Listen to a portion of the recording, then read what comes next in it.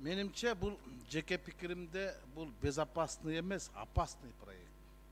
Опасный адамдарга чыккан. Бул конкретный проект эмес, бул коммерческий проект. Жана айтып кетпеди. Бул адамдардын жаракатын азайта турган эмес, алдамчылардын каражатын көбөйтө турган проект. Жана Дастан Артисбекович жакшы суроо берди. 1,5 миллиард сом пайда таба турган компания эмне үчүн 2,5 миллиард сом акча кетириш керек десе, бирөөңөр да жооп бере албай койдуңар. Мага эми так жооп бергиле. 110 комплекс жерге камера, видео, фото, видео фиксация орнотулат. Канча? Камера, фото, видео фиксация орнотулат. Кайсы жерлерге? 1140. Канча? 1140 камера. Мен сизден так айтып отурдум. Бишкекте 38. Ар бир перекрестокто канчадан камера, Бишкек Ош жолунда канча камера? Айкай ондон турбайт. Раскелий Чинебекович, все зависит от сложности перекрестка, сколько камер. Один аппаратный комплекс обслуживает от 4 до 12 камер. Эми среднем канча болот экен? Сизге толук менен айтып атам, 1140 камера пландаштырып атат, общий.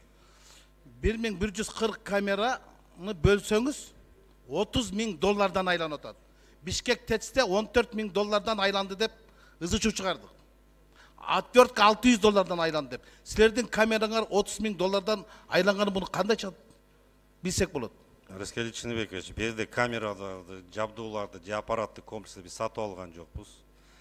Дагы буга чейин айтылган 10,5 миллионго штрафка мен сизден жакшы эле сатып албан, аларды вега коёк. Кызматтарды сатып алабыз. Бирок ошолордун кызмат сатып аласың, бирок ошодон булар 210дан алып чыгып кетип атпайбы ошолордун баасын? Ооба. Кызмат көрсөтүп салып кетет да. Туура да. Раскелий Чинебекович. Бирок баалаган ушундай болот. Түшүнсөңүз, ондай болот да.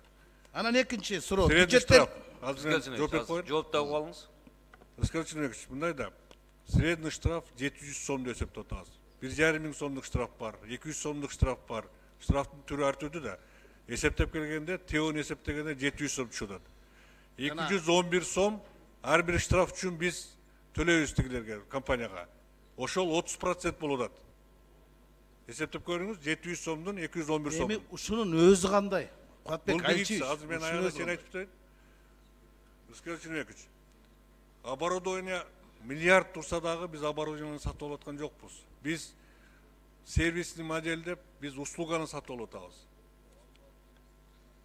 Мен жакшы түшүнөм. Жанагы оборудованиянын баасы мынча болду деген ал эсеп кичине туура эмесирээк болуп калат да. Жок, силер кызматын сатып алып атасыңар, бирок алдын ала сатып алып атпайсыңар. Мына 5 жылда 5 миллиард сом түшөт деп атасыңар да, бул деген бүгүн турмушка чыккан кызды эртең төрө, анан эгиз төрө деп атпайсыңар.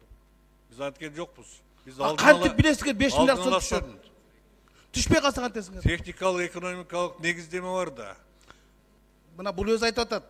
Кийинки жылдар аз болуп калышы мүмкүн дейт. Аз болот, алдыгы эсепке алынган, ошон үчүн 5 жылда эсептеп атат. А компания сотко берсечи, мисалы 6 жыл узарып кетсе кантесиң? Ал келишимде каралган кандай кылышын. Компания бизге 211 сомдон ар бир фотография үчүн, ар бир снимок үчүн төлөп бер деп, бизге претензия кылат. Ошол штрафтын төлөмү элден чогулгандан кийин гана.